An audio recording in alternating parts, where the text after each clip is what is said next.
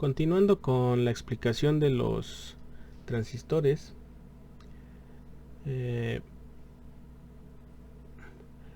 resulta que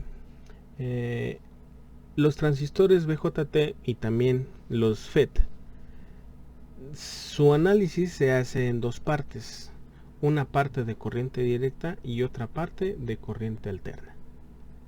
Vamos a comenzar primero por el análisis de corriente directa de estos transistores. Polarización significa aplicar voltajes de corriente directa a un transistor para encenderlo y poder amplificar señales de CA. Es decir, lo que vamos a hacer cuando se polariza un transistor no es más que agregarle resistencias para limitar la cantidad de corriente que va a circular internamente por el transistor y así poder hacerlo trabajar de manera óptima. Aquí el concepto es encenderlo, pero encenderlo de manera controlada. Y dicho control se realiza mediante resistores que se conectan alrededor de él. Recuerden que ya habíamos mencionado que una polarización en DC no es más que ponerle fuentes de alimentación, y en este caso ahora le vamos a poner resistores, y con ello generamos que internamente el transistor pueda manejar una corriente fija. A esa corriente fija se le llama punto de reposo o también se le llama punto Q de operación.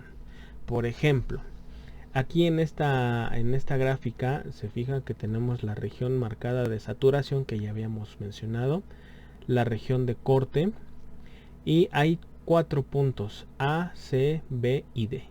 Cualquiera de ellos está ejemplificando que de acuerdo a los resistores y fuentes de alimentación que coloquemos externamente al transistor, podemos hacer que el transistor esté funcionando en un punto estable, en un punto fijo, sin inyectarle una señal de corriente alterna, que finalmente es lo que se espera que pueda hacer un transistor: modificar una señal de entrada alterna y hacerla más grande hacia la salida, ya sea en voltaje o corriente.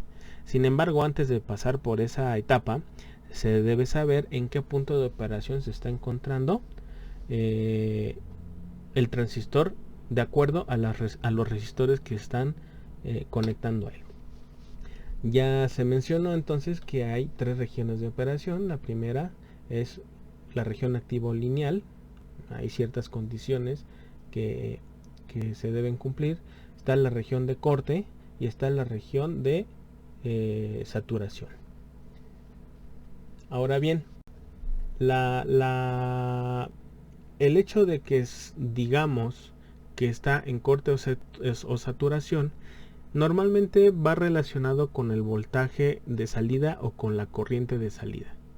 Se dice que un transistor está apagado o en corte cuando la corriente de salida es prácticamente cero. Se dice que un transistor está en saturación cuando la corriente de salida es la máxima que me puede dar el transistor de acuerdo o debido a los resistores conectados a él. Después, con un ejercicio, seguramente vamos a entender a qué se refiere el corte y saturación. Ahora bien, ¿cuántos circuitos existen para polarizar a un transistor? Existen varios, pero los típicos son los que se muestran aquí en esta diapositiva. Tendríamos la polarización fija, la polarización estabilizada en emisor, la polarización por retroalimentación en el colector, la polarización por divisor de voltaje y la polarización por retroalimentación de voltaje.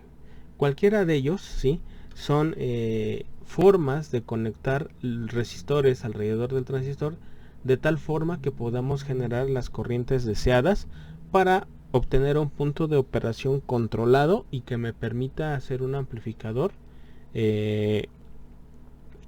sin que tengamos problemas de saturación o corte. De ellos, particularmente voy a abordar la polarización por divisor de voltaje. Si se fijan, ahora aquí tenemos ya un transistor, es de tipo NPN, al cual se le han conectado 4 resistencias, una denominada R1, otra R2, otra RC y otra RE. Recordarán también que los transistores necesitan 2 fuentes de alimentación. Sin embargo, En el caso de este circuito, que es un emisor común, las dos fuentes de alimentación tendrán la misma polaridad. Eso lo pueden encontrar en el libro de Boylestad, que es de donde se obtuvieron todas estas imágenes, y ahí explica de manera detallada cómo debe ser la conexión de las fuentes de alimentación de un divisor de voltaje. Ahora bien, particularmente esta polarización, ¿sí?, es independiente de cualquier variación en beta. Se tienen que cumplir ciertas reglas, pero en general el valor de beta no afecta en el transistor. Y aquí tengo que abrir un paréntesis. Resulta que el factor beta puede cambiar por muchas variables en el transistor. Puede variarse por la temperatura, puede variar por la corriente que está circulando a través del transistor, puede cambiar incluso, no sé, por voltajes externos que le hagamos llegar al transistor.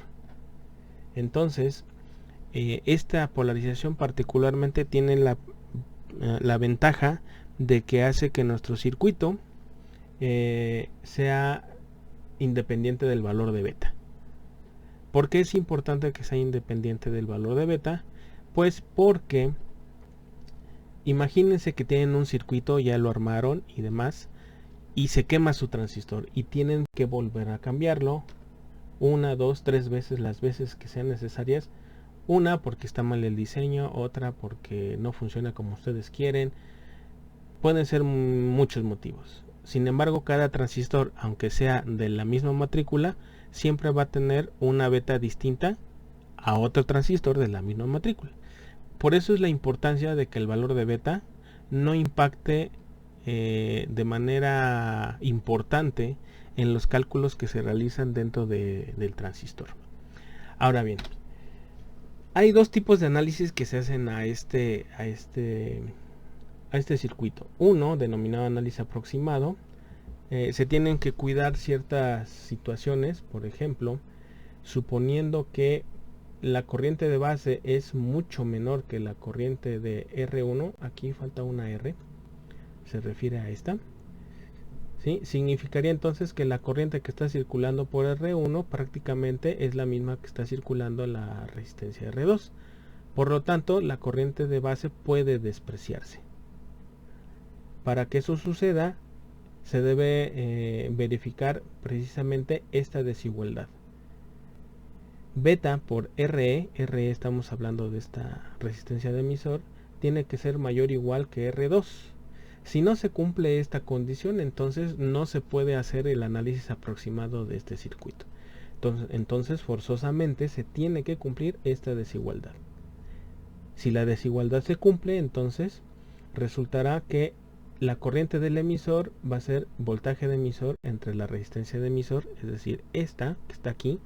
La corriente del emisor va a ser calculada con esta ecuación, y el voltaje de emisor que va en el numerador de esta ecuación se calcularía del voltaje de base menos el voltaje base emisor, recordando que el voltaje de base ya se calculó con esta ecuación que está aquí arriba, y el voltaje base emisor típicamente es de 0.7. entonces no se necesita más. Sin embargo, ya posteriormente van a ver que se necesita calcular la corriente de base para poder calcular la corriente del emisor. Pero de acuerdo a una desigualdad que también ya vimos, la corriente del emisor es igual o aproximadamente igual a la corriente del colector. Por lo tanto, si calculamos en este punto la corriente del emisor, de manera implícita ya se calculó la corriente del colector. Y entonces, aplicando la ley de voltajes de Kirchhoff para la salida de este circuito, obtendríamos el voltaje colector emisor que se busca en este tipo de configuraciones. Es decir, el voltaje que hay de este punto del colector a este punto del emisor se calcularía de esta forma. El voltaje colector emisor igual al voltaje del colector menos IC por RC más RE. Si no se llega a cumplir esta desigualdad, entonces se debe proceder a un método exacto de análisis. A la entrada, entonces, se debe utilizar un un teorema que es bastante utilizado en la teoría de circuitos, que es el teorema de Thevenin. En ese teorema de Thevenin se puede sustituir parte del circuito por un equivalente, que en este caso va a ser RTH y ETH. De hecho, para el circuito de la entrada, es decir, toda esta parte, tendremos que calcular RTH y ETH y después sustituirlo en la ecuación de la corriente de base, que es la que está entrando a través de esa terminal, la de base. Se calcula esta cantidad para que después a la salida podamos determinar cuál es la corriente de colector IC, que no es más que beta veces IB. Ahora bien, ya que se tiene IC, el voltaje colector emisor se calcula exactamente igual que en el método aproximado. De hecho, son las mismas ecuaciones.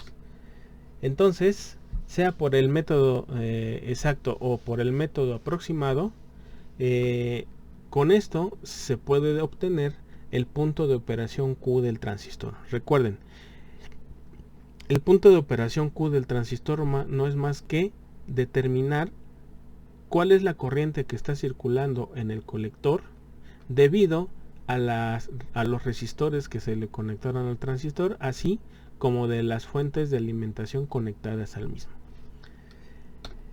Hay algo que se tiene que hacer, que insisto, hasta que no se vea un ejercicio van a cobrar sentido todas estas ecuaciones. Hay algo que se llama recta de carga. Me voy a regresar unas cuantas diapositivas. De esta gráfica, donde se pone voltaje colector emisor contra IC, se va a trazar una línea recta. No se van a tener esta familia de curvas. Eso es para pruebas de laboratorio, para saber cómo se está comportando el transistor. Pero sí se va a hacer una línea recta desde un punto sobre Y hasta un punto sobre X. Y en esa recta lo que se grafica es el punto de operación Q, es decir, lo que ya se calculó matemáticamente. Los extremos de esa recta, ya sea sobre el eje de las Y o sobre el eje de las X, precisamente se calcula con estas dos relaciones o coordenadas, vamos a llamarle así. El punto de corte de esa recta de carga se da cuando IC es 0 miliamperes y el voltaje colector emisor termina siendo el voltaje de alimentación VCC.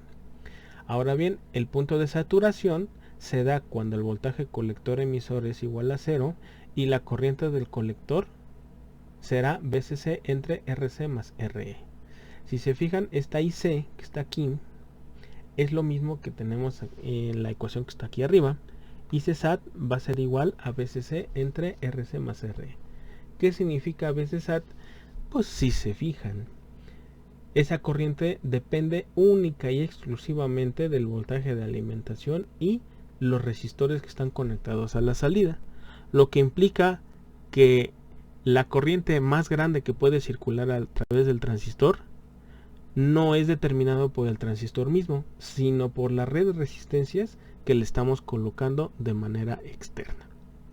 Ahora bien, todo esto fue para transistores NPN. Pero ¿qué pasa con los otros transistores?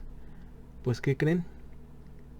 Para los transistores PNP, el análisis de los circuitos de polarización son exactamente iguales. Lo único que se va a cambiar es específicamente las polaridades de todas las fuentes que se tienen en el circuito. ¿Y eso en qué va a impactar? En que las corrientes también van a cambiar. En general, entonces, todos los análisis para los transistores NPN son totalmente aplicables para el PNP. De hecho, pues se podría analizar un PNP como que fuera un NPN y al final se cambia de signo todas las fuentes o todas las corrientes. Bien, entonces eso sería el análisis en corriente directa. Recuerden que el transistor se analiza desde el punto de vista corriente alterna y desde el punto de vista corriente directa.